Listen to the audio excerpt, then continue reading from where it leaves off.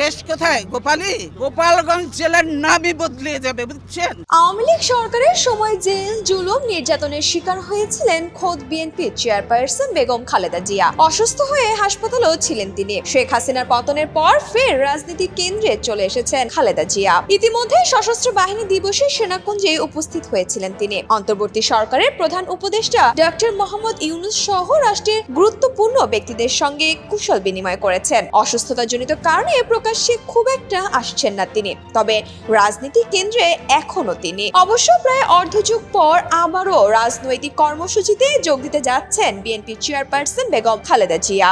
সব ঠিক থাকলে আগামী 21 ডিসেম্বর জাতীয়তাবাদী মুক্তিযোদ্ধা দলের সমাবেশে তিনি উপস্থিত থাকবেন বলে জানা গেছে। মহান বিজয় দিবস উপলক্ষে রাজধানীর চীনমৈত্রী সম্মেলন কেন্দ্রে এ সমাবেশ আয়োজন করা হয়েছে। দলের একাধিক সূত্র বিষয়টি নিশ্চিত করেছেন।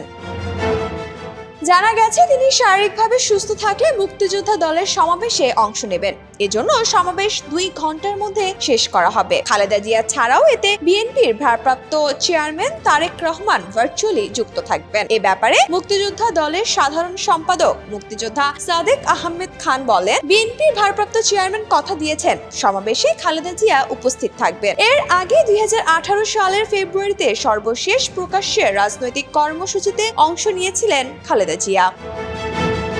প্রতি বছর বিজয় দিবস ও স্বাধীনতা দিবস উপলক্ষে সমাবেশ সহ নানা কর্মসূচি পালন করে আসছে বিএনপির অঙ্গ সংগঠন মুক্তিযোদ্ধা দল। বিগত আওয়ামী লীগ সরকারের আমলে নানা বাধা বিপত্তির মধ্যেও সমাবেশ করে সংগঠনটি। তবে 24-এর গণ অভ্যুত্থানের পর এবার মনোরম পরিবেশে সমাবেশ করতে চান নেতারা। এজন্য খালেদা জিয়াকে প্রধান অতিথি হিসেবে আমন্ত্রণ জানানো হয়েছে। আমন্ত্রণে সায় মিলেছে বলেও জানিয়েছেন দায়িত্বশীল নেতারা। তারা জানান, খালেদা জিয়ার শারীরিক অবস্থার কথা বিবেচনা করে চীনমৈত্রী সম্মেলন কেন্দ্রে সমাবেশ করার প্রস্তুতি চলছে। 21 ডিসেম্বর বিকাল 3টায় সমাবেশ শুরু হয়ে 5টায় শেষ হবে। স্থায়ী কমিটি সহ বিএনপি শীর্ষ নেতারা সেখানে উপস্থিত থাকবেন।